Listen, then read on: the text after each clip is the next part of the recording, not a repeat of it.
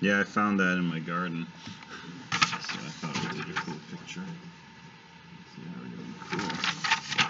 So some people in 222 had asked me about recording the class, which I do sometimes, but it's kind of a pain setting up the camera and capturing the whiteboard and that and everything. But since I'm only using this, at least for the most part, they suggested just capturing desktop. So I'm playing around with that right now. So I'm recording this. So if you don't want your voice on the recording, let me know, and I'll stop recording. They actually suggested I live stream. I don't think I'm ready for that. I don't even have a Facebook account, so I have to sneak into the whole social media thing. But maybe at some point I'll just live stream the thing. But I can imagine suddenly people will stop coming to class. I know, totally. All right, so questions up to here. So we're talking a lot about propositions and deriving propositions from other propositions. And we talked about conjunction and disjunction, ands and ors. We talked about conditional statements, so if P, then Q is a new proposition. And then we started talking about some identities. So P and Q is the same as Q and P, and so on and so forth. And I think we ended with De Morgan's law, which is a good old flashback to 250. So let me give you one more of these identities. So this is called absorption.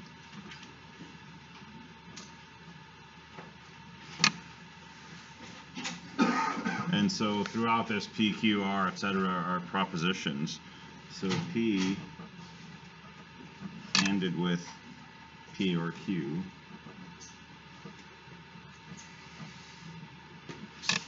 is equivalent to just P.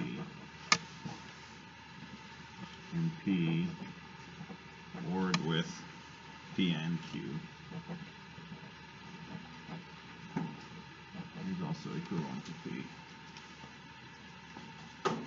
It's a simplification identity. So if you have propositions in this first form, P ended with P or Q, what are the possibilities?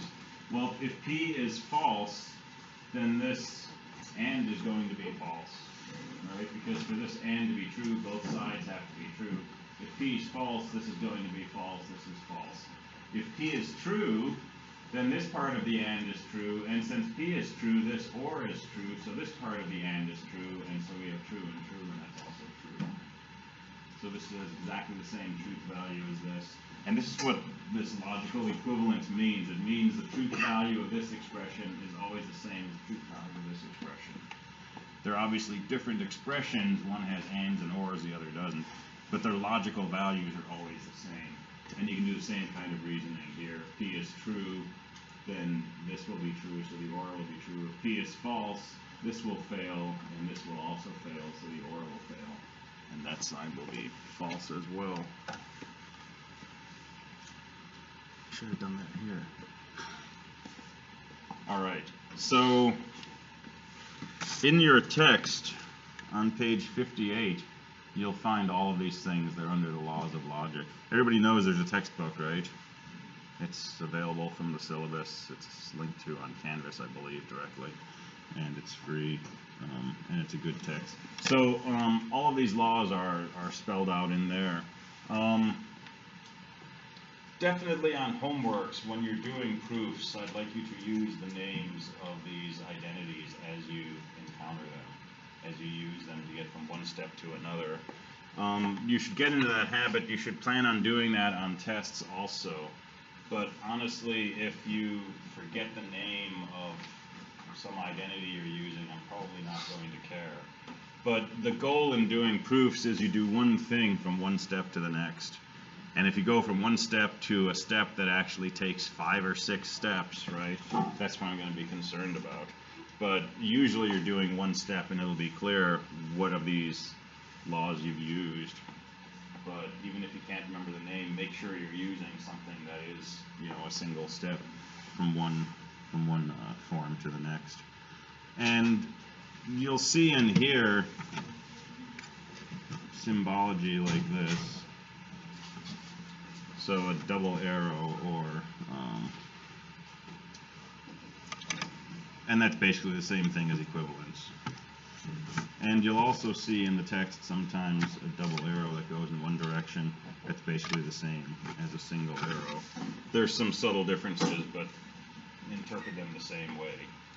Right? This is an implication saying that whatever's over here implies that. If this is true, then that is true. This is saying that there's a logical equivalence. So we could have written this double arrow P, and it would be saying the same thing.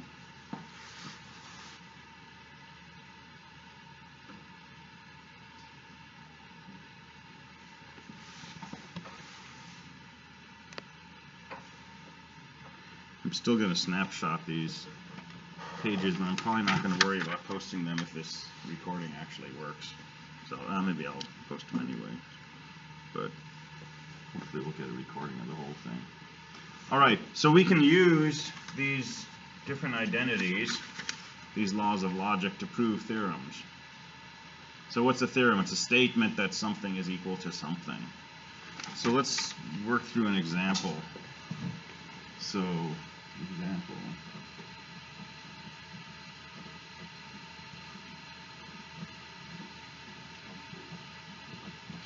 Show that the negation of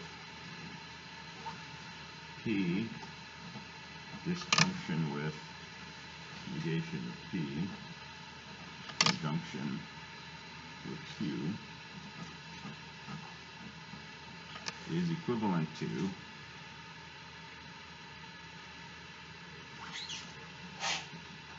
negation of P, conjunction negation of Q.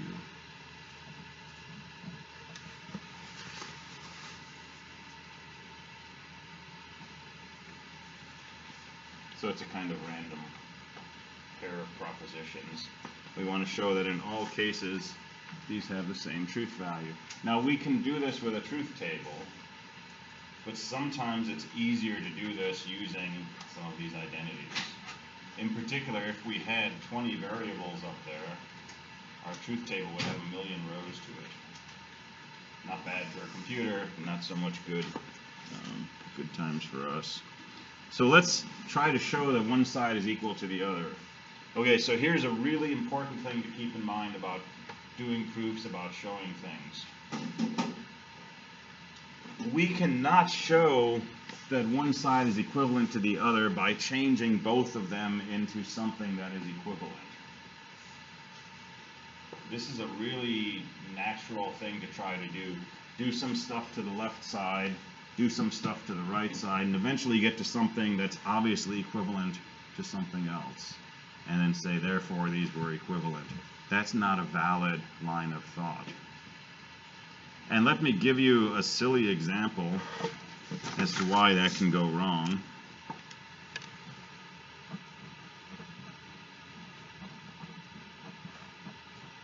Let's prove that 1 equals 2. Well, I'm going to take both sides and I'm going to multiply by 0. And I'm going to get 0 equals 0. And I know 0 does equal 0. So I'm done with my proof. Okay, that is really, really clear that that's not a valid proof, right? But exactly the same thing will happen in a much more subtle form. And you'll get to a conclusion and you'll say, therefore, I've proven what I was trying to prove, and I'll say, no, you haven't. And you'll say, why? And it's because you'll be doing something like this. So we can do things over to this side, and if we eventually change this into the number 2, then we're done. Or if we do something to this side and we eventually change it into the number 1, then we're done. But changing both sides into different things that end up being equal doesn't tell us anything. It tells us that if 1 equals 2, then 0 equals 0. But what you're trying to do, if you claim this is a proof, is the converse. You're trying to say, because 0 equals 0, therefore 1 equals 2. So we'll say a lot more about that again and again, but I just want to mention it up front. All right, so what is a good way to prove this? Well, we have a list of laws we can use. Commutativity, associativity, distribution, and so on and so forth. So what could we do? Let's just work on the left side. Is there some way that we could simplify that? Because it looks more complex than the right side. Any identities that we've talked about, or that you've seen in 250, that might help us change the left side into something else?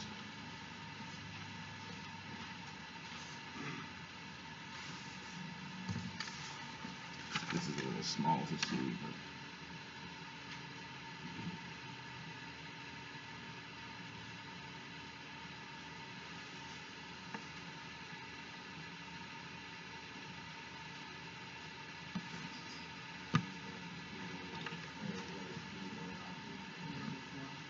De Morgan's theorem, good, De Morgan's law.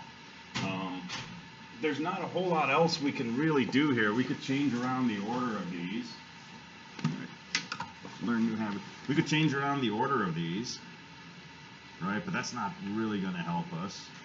We could try to distribute the p across these. That might help us. Or we could use De Morgan's law because we have the negation of a disjunction. And I think either of those would probably work. Let's try De Morgan's law. Okay, so here's what I'm going to do. I'm going to draw a line here. Because I do not know that this is true.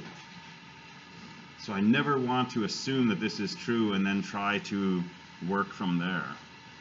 What I do know, though, is that if I write the negation of P ORed with negation P and Q, that by De Morgan's theorem, that is equivalent to the negation of this first thing, ANDed with the negation of this second thing.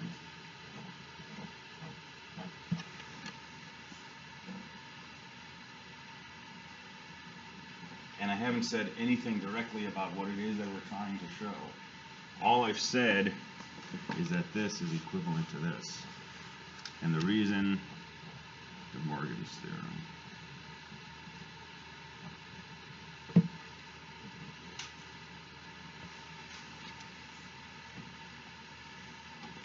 So I'm going to list the reasons over here for why I'm making each statement that I made. So that if somebody else wants to know, wait, how did you get this answer? They can look at this and just say, okay, well, first you said this was equivalent to this because of De Morgan's law. And if they know De Morgan's law, they can do the work and say, okay, yes, that makes sense.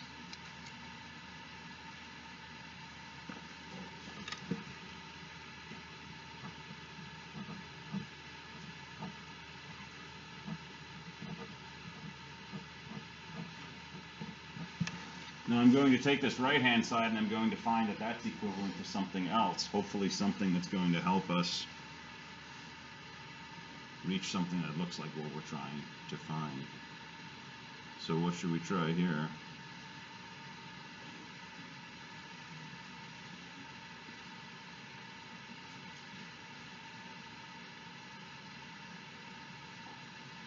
This is a trial and error process. There's no fixed algorithm. Right, so you look at it and you think, what kinds of things can I apply? What kinds of identities can I use?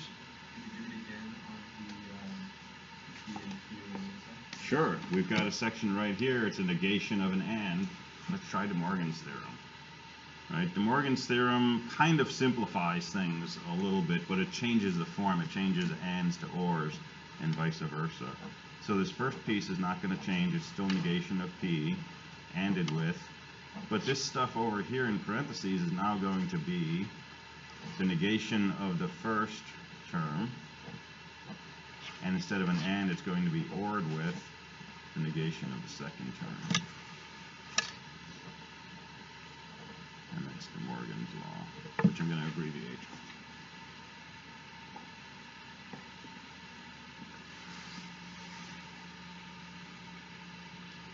So equivalences are what we call transitive. So if this is equivalent to this, and this is equivalent to that, then this is equivalent to that. Right? That's what we will eventually call an equivalence relation. So I can get a little relaxed with the notation here, and I'm not going to copy this over to here. I'm just going to put another equivalent sign here and say something that's equivalent to this, but then this is automatically going to be equivalent to it. And this is automatically going to be equivalent to it. So I'm going to save myself a little bit of writing. But formally what I'm doing is now I'm saying that this thing is equivalent to something else. All right, so what can I do to this right-hand side to simplify it a little further? The negation of the negation. So that's double negation, but the fancy name is the Involution Law. It says not P is the same as P. So this is negation of P ANDed with P ORed with not Q, and that's involution.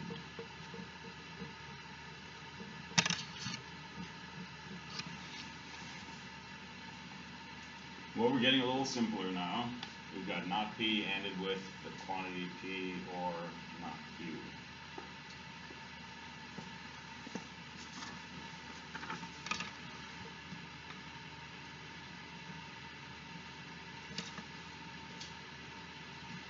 So we've got something ANDed with something ORed with something. So any ideas? Say again? Distributed, right? So we have this distribution law. P ANDed with Q or R is the same as P ANDed with Q or P ANDed with R. In other words, we can distribute this AND across those. This is the same distribution as, you know, X times Y plus Z is XY plus XZ. Same idea. So we can take this not P and ANDed with P, and then we can OR that with not P ANDed with not Q, and that's distribution.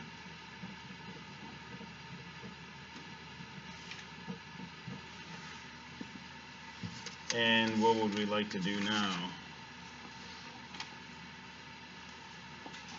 Let's see,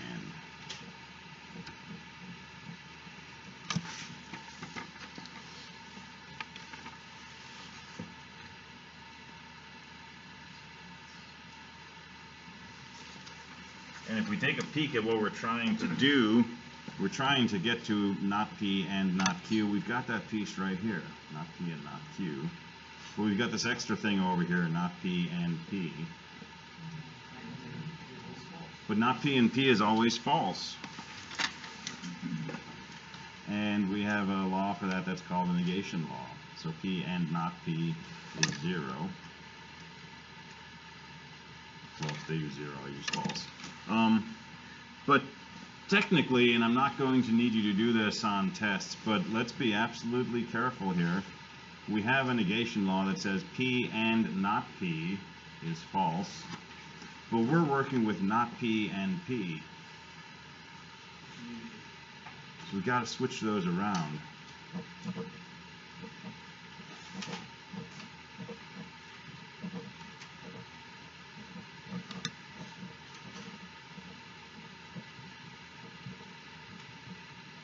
So that's commutivity. And now we can plug in exactly our negation law, which says P and not P is false. So this is exactly the same as false, or not P and not Q. That's a negation. And what do we know about false ORed with something?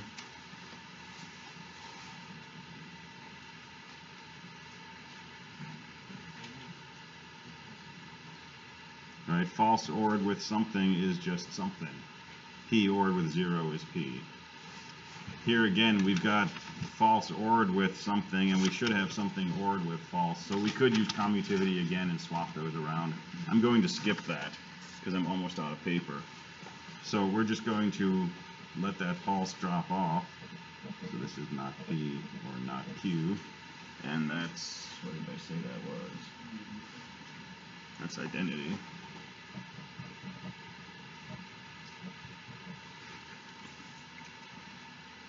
And what have we done now? We've shown that this is equivalent to that. Do you have a question? Sorry? At the end. Oh, thank you.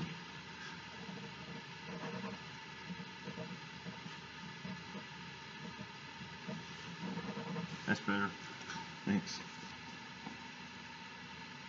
All right, so we have shown by using identities, by using laws of logic, that this expression is logically equivalent to this expression.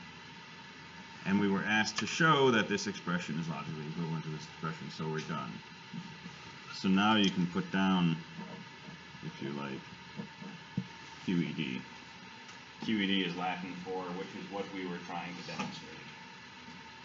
And so that's how you can end a proof. This is similar to how you'll do every proof in this course.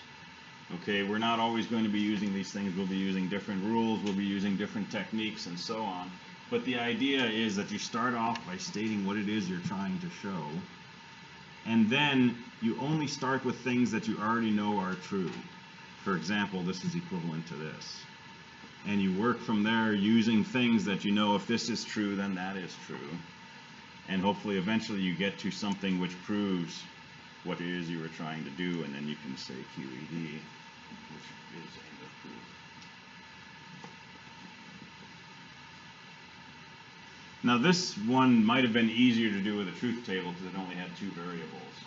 You have to do some work to fill in a bunch of columns, but only two variables. But like I say, if you have a lot of variables, truth table will not always be tractable.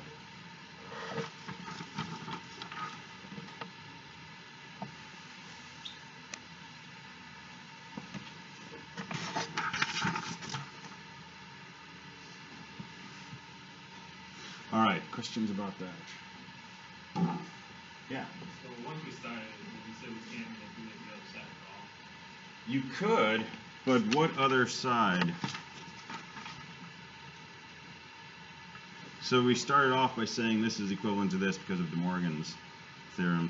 We could manipulate this, we could manipulate this, or we could at some point write a statement like this is equivalent to, I don't know, negation of P or Q, right? That would be valid. But what we don't want to do is claim, because we're trying to show this is equivalent to this, that if we show some derivative of this is equivalent to some derivative of this, right?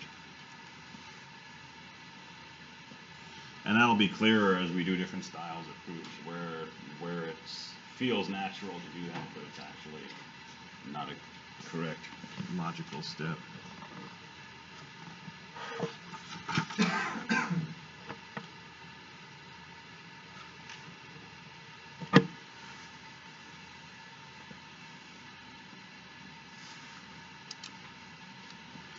All right, so changing gears.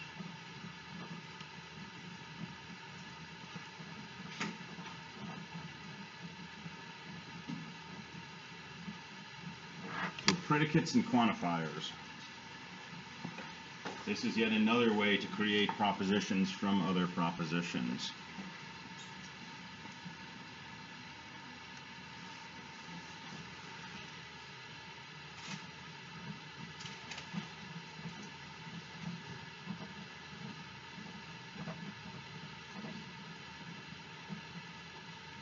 So let's let P of X be a proposition. So this is a family of propositions now.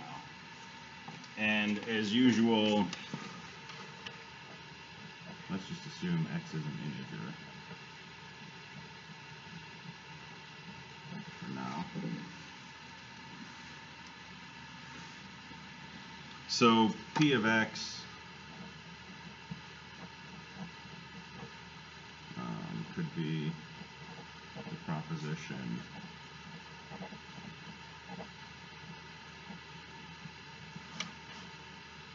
X is bigger than 0. So X takes on any integer value, because I said it comes from the set of integers.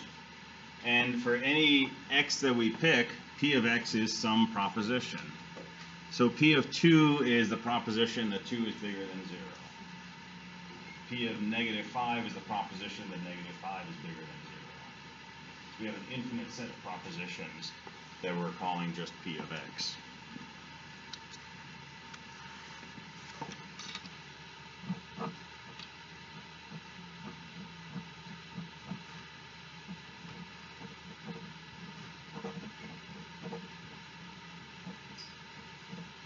So we can write this upside down A followed by P of x.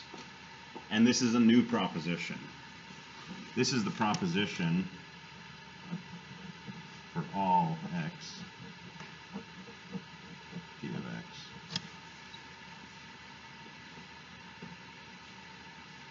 So upside down A, P of x is the proposition for all x, x is bigger than 0. In other words, it's saying all integers are positive.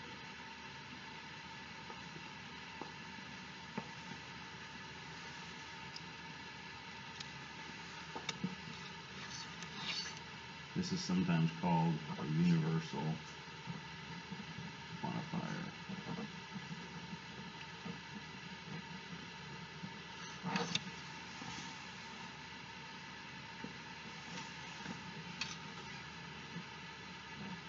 We can also write a backwards E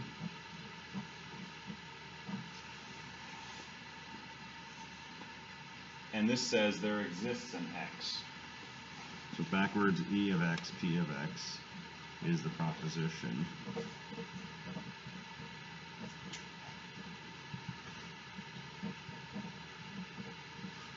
there exists an x such that P of x.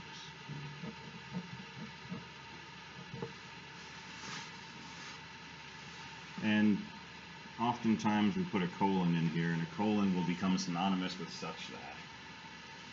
When we talk about set builder notation, we'll use colons, and sometimes people use vertical bars. I usually stick to colons.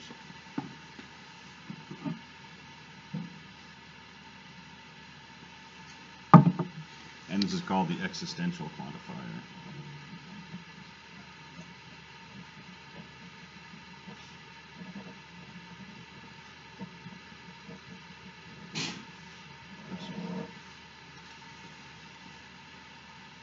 So two new propositions from P of x. For all x P of x, there exists an x such that P of x. So for this particular P of x proposition that x is positive, is for all of x P of x true or false? It's false. Because this statement is saying for all x, x is positive, and that's not true. X could be negative 5. The existential quantifier is saying there exists an x such that x is bigger than 0. Is that true or false? That's true. Any positive number will work.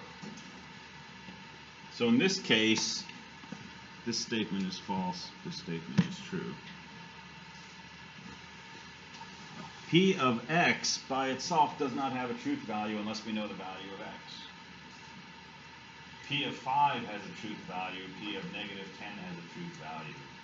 But we don't talk about the truth value of just P of x unless we've got a quantifier in front of it.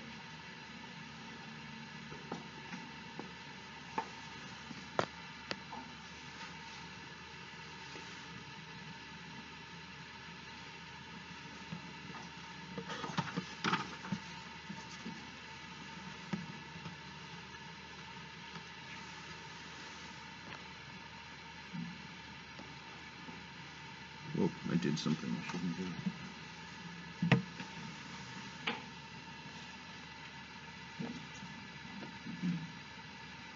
Okay.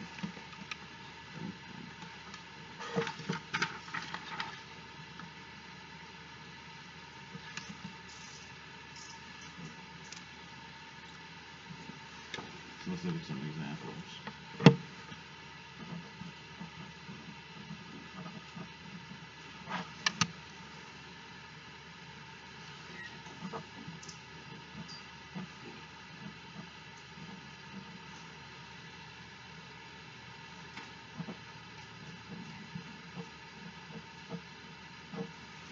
So for all x is less than 0 or x is equal to the absolute value of x. True or false?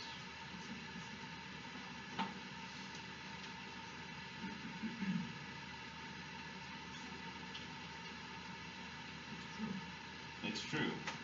Because if x is negative, that first part of the disjunction is true. If x is not negative, then absolute value of x is going to be the same as x. That's what absolute value does.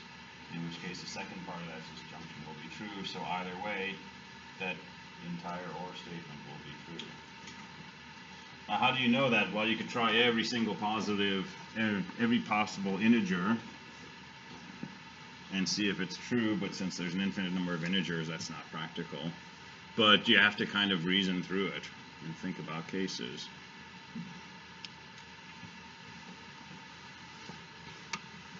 So this is true.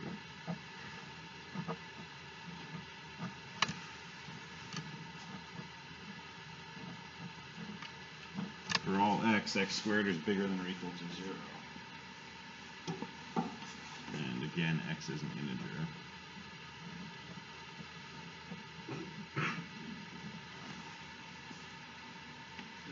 This is true. Because negatives don't have square roots unless you have complex numbers.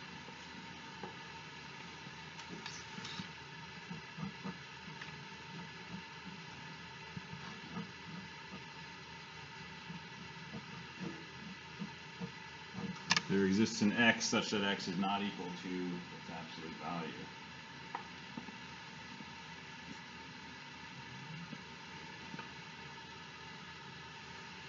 Say it loud. True. Right? Negative numbers.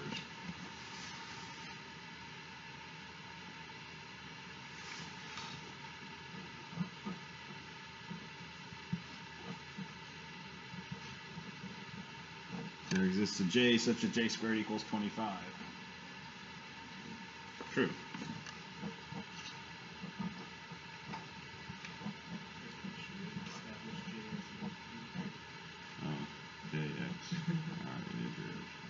Thank you. Alright, there exists a j such that j squared equals 24. Alright, that's false. Now, if we were working over real numbers, that would be true.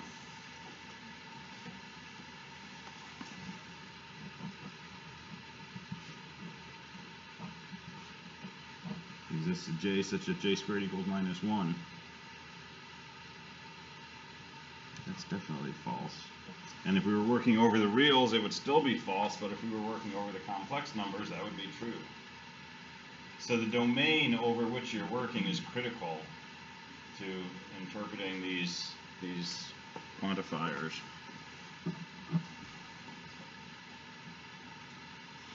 We need to know what the universe is before we can say something about everything in that universe or about something being a member of that universe.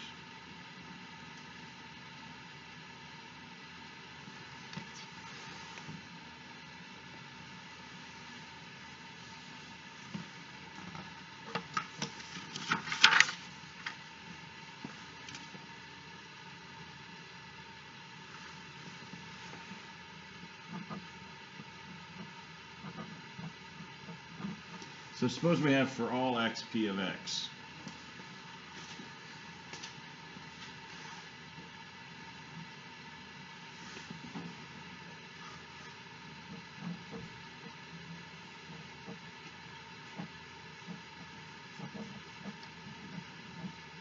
And over here we have there exists an x such that not p of x.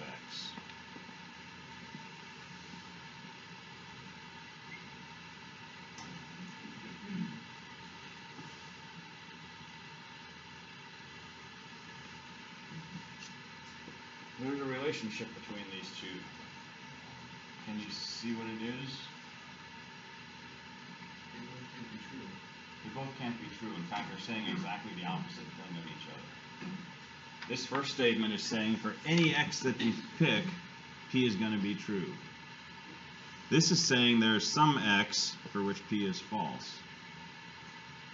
That's the exact complement of each other. and there exists an x such that P is true, and for all x, P is false. Those are negations of each other. The first one is saying there is at least one x where P is true. The second part is saying for every x, P is false. So we almost have a De Morgan-ish type thing we can do here, where we can change from one quantifier to another by negating the proposition. And that can be useful sometimes.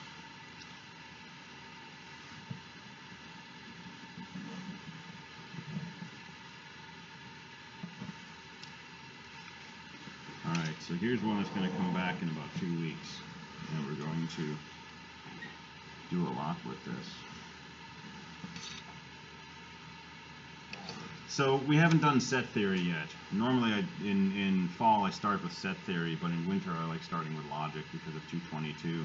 But for now, if we talk about a set is just a collection of things. Okay? And we can use this symbol, this hunchback E, to mean membership in a set. So Q contained in S means Q is a member of that set. It's just a shorthand notation.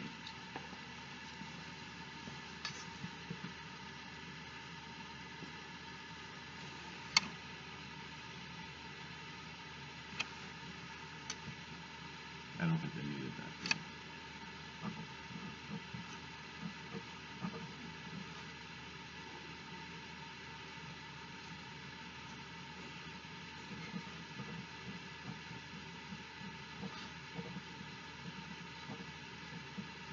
So let x be what we're going to call a natural number, which is basically something that's not negative.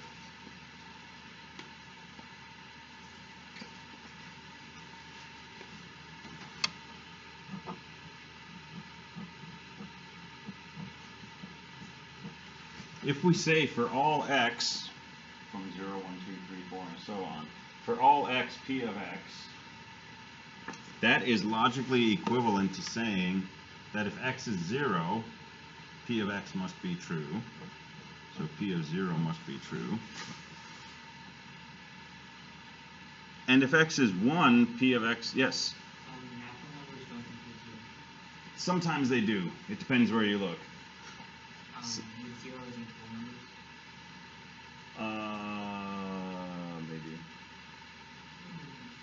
Maybe. There's ambiguous definitions, but it won't matter if we include 0 here or not. But yeah, thanks for mentioning that. So if x is 1, this statement is saying P of 1 is also true. So P of 0 has to be true, but also P of 1 has to be true. And if x is 2, P of 2 has to be true. So also P of 2 is true. And so on. So this universal quantifier is a shorthand for saying the conjunction of this whole set of propositions is true. And there's a lot of times when we're going to want to deal with this, and this is just a much nicer notation.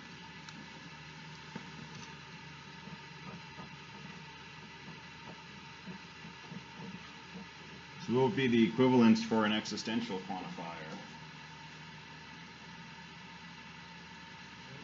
An OR. This is saying that there's some x for which P of x is true. So it could be P of 0, or it could be P of 1, or P of 2, and so on.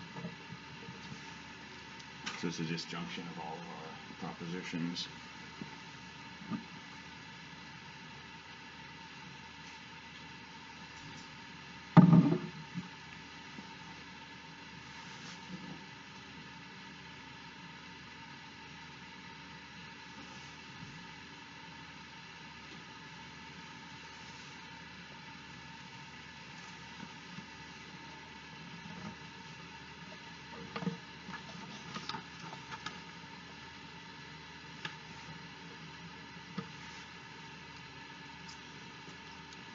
All right, so let's start combining these. Remember, we're always getting new propositions out of this, right? We're taking propositions, we're coming up with new propositions.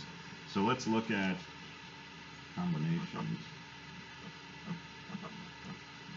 Suppose we're told that for all x, p of x and q of x is true. Right? P of x is a proposition, q of x is a proposition, p of x and q of x is a third proposition. And it's a proposition that depends on x. This statement is another proposition saying for all x, this proposition will be true. But logically, if we pick an x and we find that this composite proposition is true, it must be the case that p of x is true and also q of x is true. And this is saying for any x, that's going to be the case. P of x will be true and q of x will be true. So this is actually logically equivalent to the following.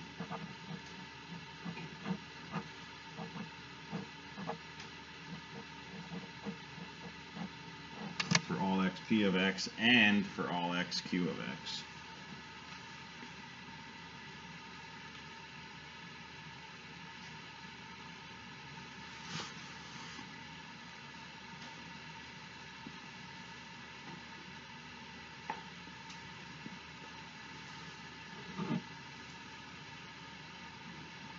So does that mean I know you can't really judge that for one example, but does that mean all the other identities apply to these for alls and? In some way, yes.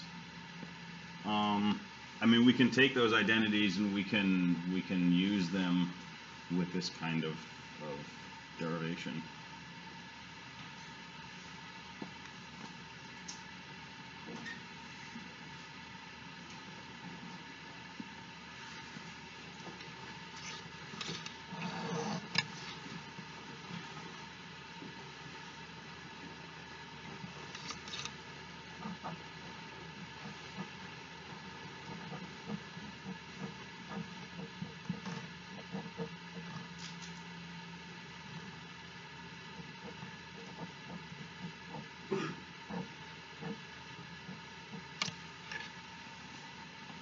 So for all x, not q of x is the same as there is not an x such that q of x.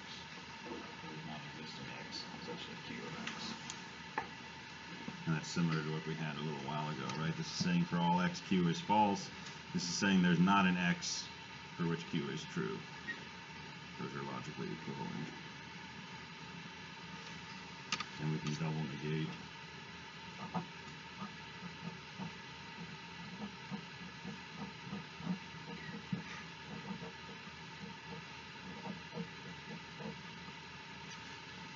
So there exists an x such that q of x is equivalent to the negation of for all x, not q of x. That's probably not terribly useful, but it's true. So we just negated both sides. So I go a little parentheses crazy on this stuff because I don't want to bog down with order of operations. So if there's unclear what's being applied where, you can always throw in parentheses. They don't do any harm.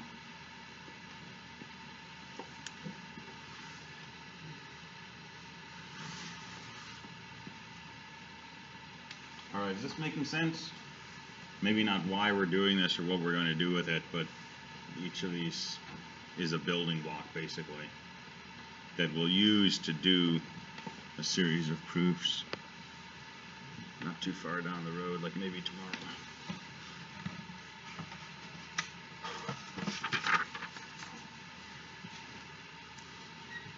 All right, so last thing is nested quantifiers.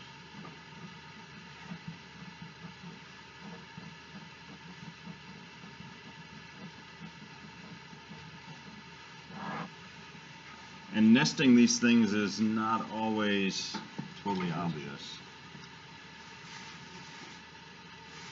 So for example, suppose I say for all x there exists a y such that x plus y equals 0.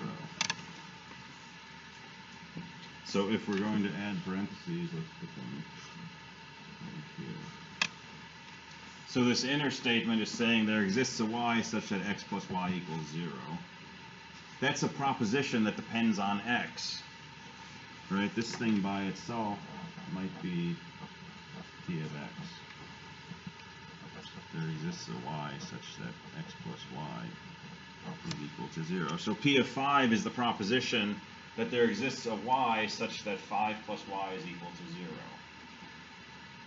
Is p of 5 true?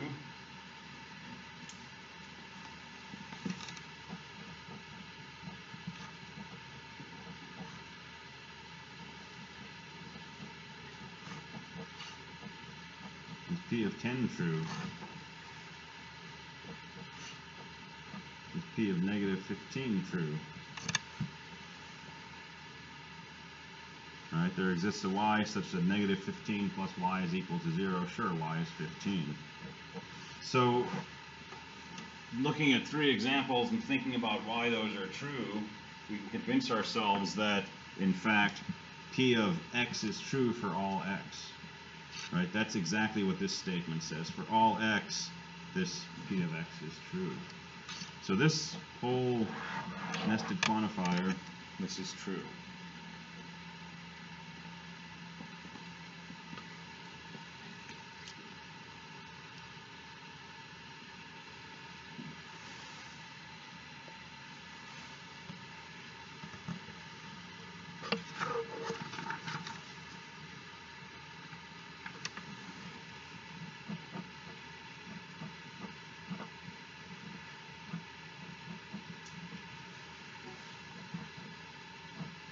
What about if we switch those around? There exists an x such that for all y, x plus y is 0.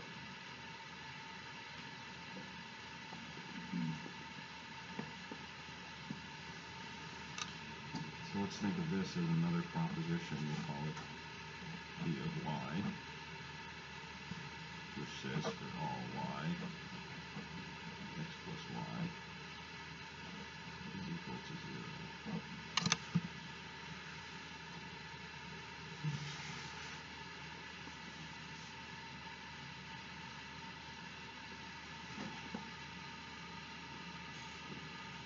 Sorry, that's not it.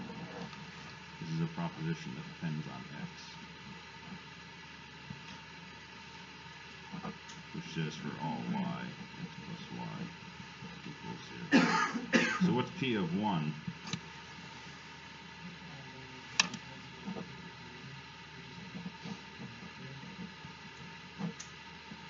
Right, for all y, 1 plus y equals 0.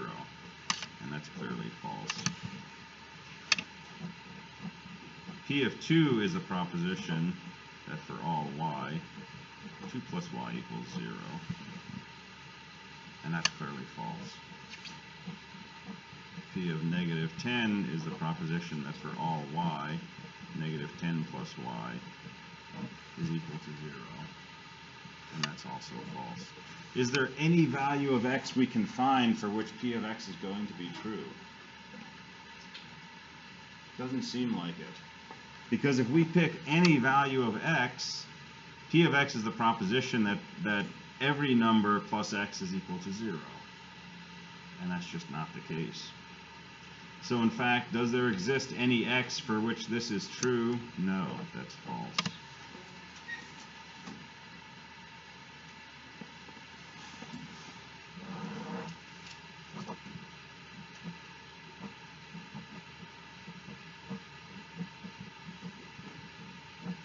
But this was from the previous slide. For all x, there exists a y such that x plus y is 0. That's true. So the order of these things can make a critical difference. And there's no hard and fast rule for why one is true or why it's not true. Right? You have to kind of think of it and work through it. But if it's nested, break the inner one into its own proposition and analyze that, and then try to apply the outer quantifier to it. How did you decide the inner one was p of x? Is it just because we're in this example? Well, so if I were to write p of 1, right? That tells me, sorry, You can Why- use P of Y instead. if I use P of Y, then this is saying P of 2 would be the proposition that for all Y, or for all 2, right? So Y is a variable in here, because I'm trying to apply this across all possible values of Y. But X is just some number, right? So this is formally saying for all Y, X plus Y is equal to 0. But if I pin down a particular value for X, X equals 1, then this is saying for all Y, 1 plus Y equals 0. But I can't pin down Y and say Y is going to be equal to 2, because then I can't say Y is varying over all numbers. Right? So you've got a free variable here, basically, which is X. So what I was trying to write here doesn't make sense. It's using our notion of P of Y, where we're going to fix Y, and our notion of all Y, we're going to let Y vary. So it's not consistent. All right, so we're out of time. So we'll look at a few more examples of nested quantifiers, and then tomorrow we'll start talking about rules of inference, and we'll start doing some different kinds of proofs. All right, and I will post a video for this if it worked.